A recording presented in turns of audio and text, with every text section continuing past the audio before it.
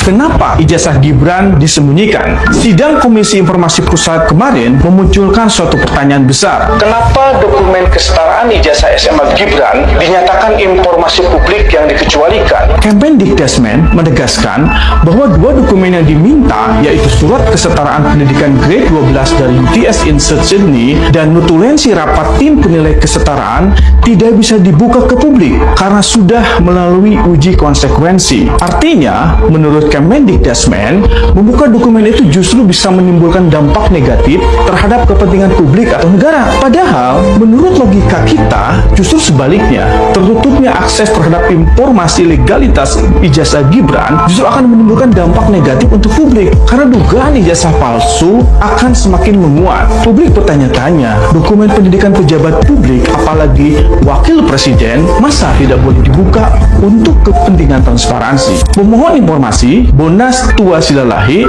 memang dipersoalkan karena dianggap belum memenuhi syarat administrasi. Tapi fakta bahwa dokumen ini dikategorikan sebagai informasi yang dikecualikan tetap menimbulkan tanda tanya besar. Karena di negara demokrasi, pendidikan pejabat publik seharusnya bukan wilayah abu-abu. Ini soal akuntabilitas, bukan rahasia negara. Dan ketika dokumen seperti ini tertutup, yang muncul bukan ketenangan, tapi semakin kuat dugaan bahwa ijazah Gibran memang palsu. Pertanyaannya sederhana, apa sebenarnya yang dilindungi?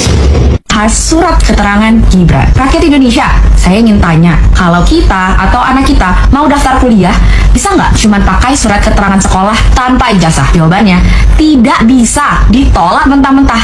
Tapi kita lihat ke atas. Untuk jadi wakil presiden Republik Indonesia, syaratnya sudah jelas loh di Undang-Undang Dasar, minimal lulusan SMA, lulusan SMK, atau lulusan paket C. Tapi apa syarat yang dipakai Gibran? Bukan ijazah SMA, bukan ijazah SMK, bukan ijazah paket C. Hanya selembar surat keterangan dari Kementerian Pendidikan, tanpa nilai, tanpa predikat, tanpa surat keputusan resmi. Pertanyaannya, kok bisa untuk rakyat kecil aturannya super ketat, tapi untuk anak pejabat cukup selembar kertas keterangan yang tidak berdasarkan bukti valid saja sudah cukup? Supaya jelas, mari kita bahas bagaimana prosedur normal bagi warga negara Indonesia yang sekolah di luar negeri. Kementerian Pendidikan biasanya mengeluarkan surat keputusan SK penyetaraan ijazah. Formatnya resmi, rinci, dan standar. Nama dan identitas siswa, nama sekolah dan negara asal, jenis ijazah, SMA, diploma, S2, tahun lulus, tanggal ijazah, konversi nilai atau IPK ke skala Indonesia, dan juga predikat, apakah memuaskan, sangat memuaskan, cum laude, dan lain-lain. Kenapa harus detail begini? Karena negara harus memastikan ijazah luar negeri memang setara dengan SMA atau SMK atau universitas kita. Kalau rakyat biasa pulang dari luar negeri tanpa surat keputusan ini, jangan harap bisa daftar kuliah di UI, ITB, atau mendaftar jadi pejabat. Sementara Gibran bisa melenggang, mendaftar, dan malah jadi wakil presiden. Sekarang mari kita lihat kasus Gibran. Kita lihat apa yang dirancang oleh Kementerian Pendidikan era Muhadjir Effendi. Bukan menerbitkan surat keputusan penyetaraan. Yang ada hanyalah surat keterangan tertanggal Agustus 2019. Isi surat keterangannya apa? Hanya menyebut Kementerian Pendidikan Indonesia era Muhadjir menilai bahwa Gibran memiliki pengetahuan setara tamat SMK, peminatan akuntansi dan keuangan di Indonesia, tanpa rincian mata pelajaran, tanpa nilai, tanpa IPK, tanpa predikat, tanpa tanggal ijazah luar negeri. Pertanyaannya, apa bukti Gibran memiliki pengetahuan setara tamat SMK, peminatan akuntansi dan keuangan di Indonesia? Semua siswa SMA, SMK, paket C Indonesia harus menempuh ujian untuk bisa membuktikan bahwa mereka mempunyai pengetahuan sehingga dinyatakan tamat kelas 12. Jadi, Kementerian Pendidikan tidak berhak menilai pengetahuan jika tidak ada bukti valid. Gibran sudah mengikuti dan lulus ujian tingkat setara SMK, akuntansi, dan keuangan. Pertanyaan selanjutnya, kok bisa syarat konstitusi untuk jadi wakil presiden dipenuhi hanya dengan surat keterangan yang tidak berbasis bukti ujian? Kalau rakyat biasa hanya punya surat keterangan belajar bahasa Inggris, lalu berani mengklaim mereka lulus setara SMK, apakah akan diterima untuk jadi pejabat? Jangankan jadi pejabat, daftar kuliah dan kerja pun ditolak. Saya lihat di sini banyak profesor ini, banyak S3, iya kan? Pak Purbaya S3, siapa lagi? Pak Peri S3, Yasyarli S3, AHY S3, luar biasa kok. Siapa lagi? Gibran.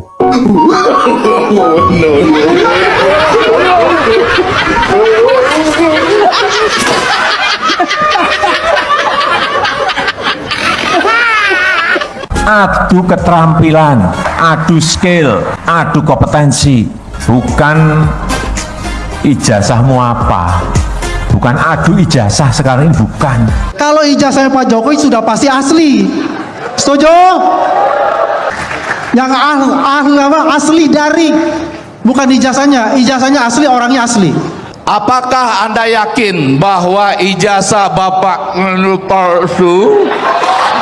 Nah, pertanyaan saya, apakah Anda kuliah ini ingin sekali menyelesaikannya dengan ijazah asli? Setuju? Mau kuliah menyelesaikannya dengan ijazah asli, tidak seperti orang lain yang berbicara ngapain ngurus soal ijazah. Ya banyak hal lain yang lebih penting di negara ini. Banyak kehidupan rakyat yang lebih penting, banyak jembatan belum dibangun. Ngapain kalian ngotot soal ijazah? Anak saya nanti juga nggak apa-apa, kuliah silakan, ijazahnya nggak ketahuan juga nggak apa-apa. Ini ijazahnya palsu, nggak punya ijazah. Sudahlah, saya sudah menjelaskan bagaimana yang namanya struktur ya pendidikan British curriculum itu. Jangan menyamaratakan bahwasanya Indonesia ini sama dengan Singapura, ya. Jauh beda, Mas. Nggak pernah merasakan bagaimana sekolah di luar negeri. Banyak pakar-pakar kita itu sekolahnya di luar negeri. Dan kita mungkin mengira bahwa di luar negeri, di barat itu yang diajarkan semua yang benar dan yang baik. Padahal kita lupa, barat itu unggul dan jago dalam menjajah bangsa lain.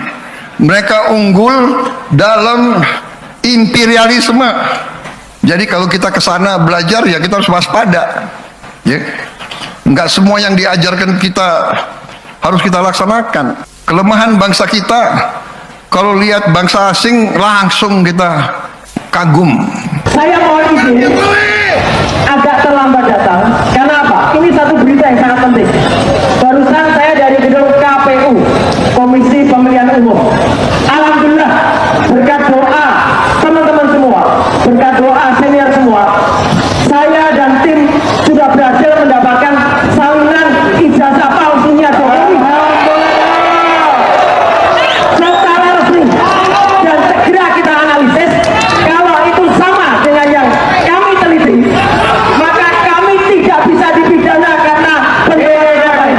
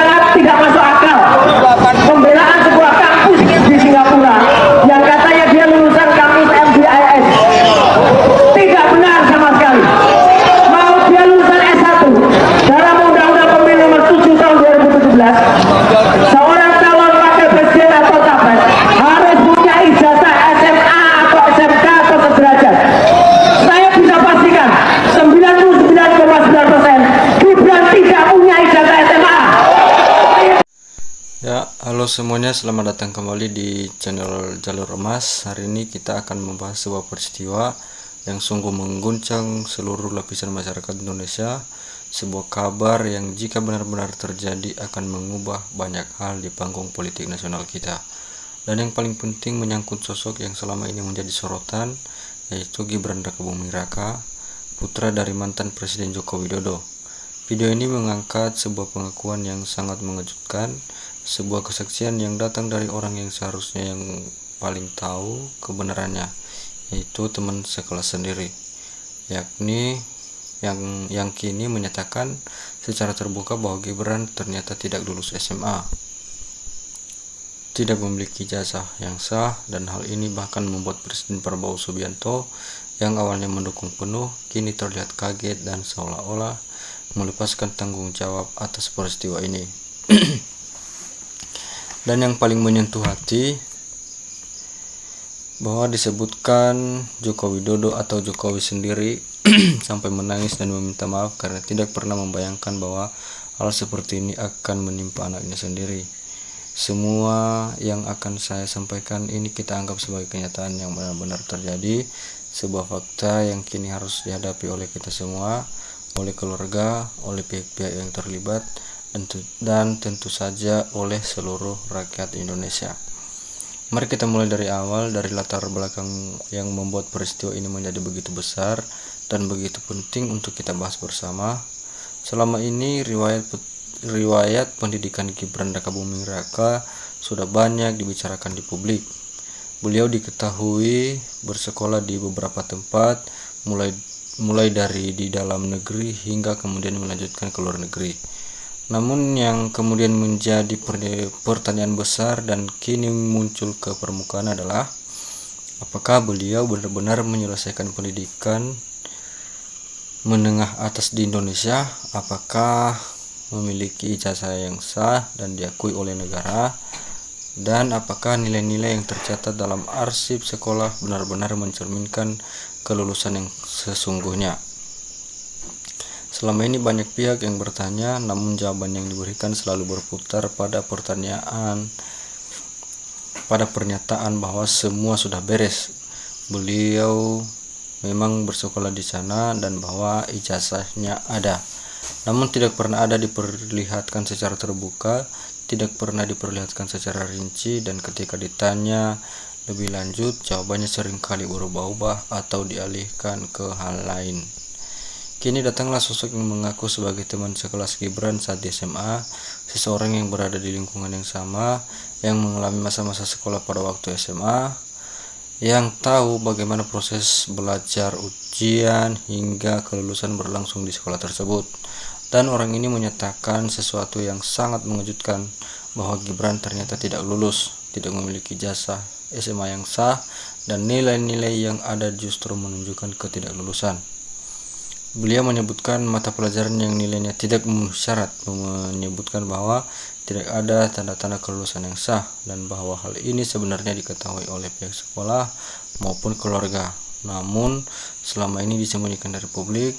Pengakuan ini begitu berani, begitu tegas, dan datang dari orang yang seharusnya tidak memiliki alasan untuk berbohong dalam hal seperti ini.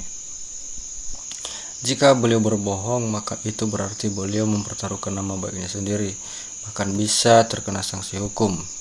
Oleh karena itu, pengakuan ini menjadi sangat berat dan sangat penting untuk kita perhatikan dengan serius. Disebutkan juga adanya daftar nilai yang menjadi bukti nyata, di mana terlihat angka-angka yang justru tidak memenuhi standar kelulusan, dan ada cap atau tulisan yang menyatakan tidak lulus pada dokumen tersebut. Jika dokumen ini benar-benar asli dan berasal dari arsip sekolah, maka ini adalah bukti yang sangat kuat yang tidak bisa lagi disangkal begitu saja. Selama ini rakyat hanya diberitahu bahwa semuanya baik-baik saja, namun ketika bukti seperti ini muncul, maka seluruh narasi yang dibangun selama ini runtuh seketika. Dan yang paling menarik, bukti ini bukan datang dari musuh politik, bukan datang dari pihak yang ingin menjatuhkan, melainkan dari orang yang berada di lingkungan yang sama, yang tahu persis apa yang terjadi dalam kelas, di ruang ujian, hingga pada hari pengumuman kelulusan. Munculnya fakta ini membuat Prabowo Subianto yang semula sangat mendukung Gibran, bahkan memilih beliau menjadi wakil presiden pendampingnya, kini terlihat sangat kaget dan seolah-olah melepaskan tangan. Mengapa demikian? Karena jika benar Gibran tidak memiliki ijazah SMA yang sah, maka itu menyangkut syarat utama untuk bisa menjalankan diri sebagai wakil presiden Republik Indonesia. Dalam undang-undang, syarat untuk menjadi pemimpin negara salah satu adalah memiliki ijazah SMA atau setara. Jika syarat ini tidak memenuhi, maka seluruh proses pencalonan, seluruh pemilihan, dan seluruh jabatan yang diemban menjadi bermasalah secara hukum. Dan Prabowo sebagai presiden tentu tidak ingin terlibat dalam sesuatu yang melanggar hukum, sesuatu yang bisa merugikan negara dan rakyat. Maka ketika fakta ini terungkap, beliau merasa dikhianati, merasa tidak diberitahu sebelumnya, dan akhirnya memilih untuk tidak mau lagi menanggung beban atas perbuatan yang bukan miliknya. Itulah makna dari Prabowo kaget lepas tangan. Bukan berarti beliau jahat, melainkan beliau sadar bahwa hukum harus tetap berdiri, tidak peduli siapapun orangnya, tidak peduli seberapa dekat hubungannya. Dan yang paling menyentuh hati adalah pernyataan bahwa Jokowi sendiri sampai menangis dan meminta maaf. Sebagai seorang ayah, tentu tidak pernah membayangkan bahwa hal seperti ini akan menimpa anaknya. Beliau mungkin berharap anaknya bisa sukses, bisa berguna bagi bangsa, dan tidak pernah menyangka bahwa masa lalu yang tersembunyi kini akan terungkap menjadi sebuah masalah besar seperti sekarang. Air mata itu mungkin karena rasa bersalah, karena merasa gagal mendidik, atau karena merasa menyesal tidak pernah menyelesaikan masalah ini sejak awal dengan jujur daripada menyembunyikannya hingga menjadi bom pada waktu yang meledak sekarang. Permintaan maaf itu mungkin bukan hanya untuk dirinya sendiri, melainkan untuk rakyat Indonesia yang telah mempercayai anaknya untuk memegang jabatan tinggi negara. Itu menunjukkan bahwa di balik semua kekuasaan dan kemewahan, ada perasaan manusia yang tulus, ada rasa takut, dan ada penyesalan yang datang terlambat. Nah, demikian teman-teman sekilas pembahasan tentang video yang baru saja kita saksikan, dan sampai ketemu lagi di video berikutnya. Terima kasih.